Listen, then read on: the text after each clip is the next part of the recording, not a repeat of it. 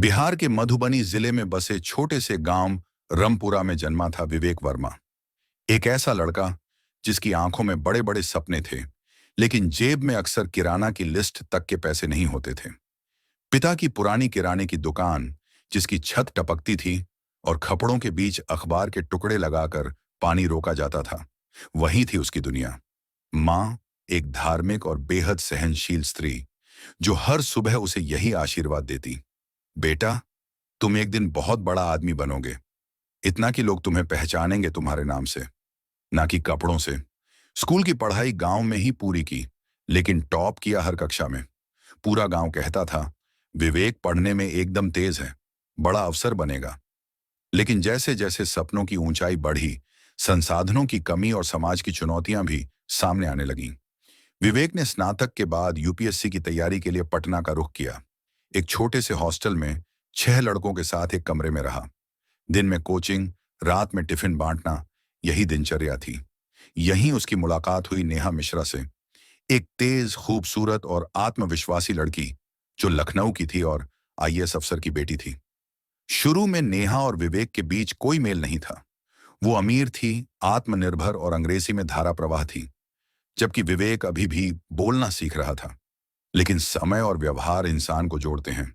धीरे धीरे नेहा को विवेक की ईमानदारी, उसकी संघर्ष की भावना और सबसे बढ़कर उसकी संवेदनशीलता ने आकर्षित किया। विवेक उसके लिए नोट्स लाता, बुक्स की फोटोकॉपी करता, रात को पढ़ते पढ़ते नींद आ जाती तो उसके लिए कॉफी बनाता। नेहा धीरे धीरे झुकने लगी और फिर एक दिन वो कह बैठी, विवेक, तुम मुझसे अलग हो, कुछ सच्चे हो, कुछ अपने जैसे लगते हो। एक दिन संध्या में दोनों गंगा किनारे बैठकर सपनों की बातें कर रहे थे। तभी नेहा बोली, देखो विवेक, मैं बहुत महत्वाकांक्षी हूं। मुझे आईएएस बनना है और मेरा जीवन साथी भी उसी स्तर का होना चाहिए। अगर हम दोनों अफसर बनते हैं तो हम साथ होंगे, वरना शायद नहीं। विवेक को थोड़ा अजीब लगा, लेकिन उसने चुपचाप सिर हिलाया। उस दिन के बाद उसने ठान लिया, अब नेहा को पाने के लिए नहीं, खुद को साबित करने के लिए पढ़ना है। 3 साल तक दोनों ने साथ पढ़ाई की। कितनी ही रातें एक ही किताब में 2 चेहरे छिपे होते थे। फिर आया वो दिन, यूपीएससी रिजल्ट का दिन। नेहा आईएएस टॉपर बन गई। विवेक 1.66 मार्क्स से फेल। वो टूट गया। कंप्यूटर स्क्रीन को एकटक देखता रहा। नेहा ने उसे गले लगाया और फुसफुसाई, कोई बात नहीं, अगले साल तुम भी बन जाओगे। लेकिन उस दिन से उसका व्यवहार बदलने लगा।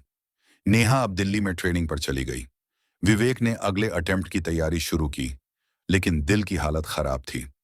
नेहा अब व्यस्त रहती, कॉल्स कम हो गईं, जवाबों में औपचारिकता आ गई। फिर एक दिन दिल्ली से कॉल आया, विवेक, हम बहुत अलग हैं। अब मेरा करियर है, मेरी पहचान है, मैं तुमसे रिश्ता आगे नहीं बढ़ा सकती। हम अब 2 अलग रास्तों पर हैं, तुम इसे एक्सेप्ट करो, यही बेहतर होगा। विवेक ने सिर्फ इतना पूछा, अगर मैं सफल हो जाता तो क्या तुम साथ रहती? जवाब था, शायद हां। उस रात वो नहीं सो पाया। उसने खुद से कहा, आज तूने मुझे छोड़ दिया क्योंकि मैं हारा हूं, लेकिन मैं फिर नहीं हारूंगा। अब मैं ऐसा बनूंगा कि दुनिया मुझे सलाम करेगी। उसने यूपीएससी छोड़ दी, स्टार्टअप की ओर बढ़ा। पिता की किराने की दुकान को ऑनलाइन करने का आइडिया आया। गांव में मोबाइल तो था, लेकिन ऐप नहीं। उसने एक मोबाइल ऐप बनवाया, देसी कार्ड, जिसमें गांव के दुकानदार सीधे ग्राहकों तक सामान डिलीवर कर सकते थे। शुरुआती दिनों में लोग हंसे, पर वो रुका नहीं। 3 साल में डेसिकार्ड पूरे बिहार और उत्तर प्रदेश में फैल गया। 2023 में उसे 40 करोड़ की फंडिंग मिली। 2024 में फोर्ब्स 30 अंडर 30 में नाम आया। अब वो अरबपति था, लेकिन शांत था। 2025 गोरखपुर, जहां कलेक्टर बनी थी नेहा मिश्रा, एक सरकारी टेक इनोवेशन कार्यक्रम में विशेष अतिथि बुलाया गया, mister Vivek Verma, founder of डेसिकार्ड।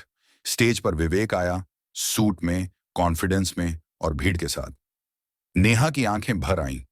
क्या ये वही विवेक है? प्रोग्राम के बाद नेहा उसके पास आई। विवेक, तुमने तो कमाल कर दिया, गर्व होता है तुम्हें देखकर। विवेक ने मुस्कुराकर कहा, मैं वही हूं जिसे तुमने कभी कहा था कि अब वो तुम्हारे लायक नहीं। नेहा ने झिझकते हुए कहा, क्या अब भी कोई जगह है मेरे लिए? विवेक ने मुस्कुराते हुए कहा, दिल में माफ करने की जगह होती है, लेकिन जिंदगी में वापस आने की नहीं। सीख। जो लोग तब छोड़ते हैं जब आप गिरते हैं, उन्हें उस ऊंचाई पर अपनी नजरें उठाने का भी हक नहीं होता जब आप उड़ने लगते हैं।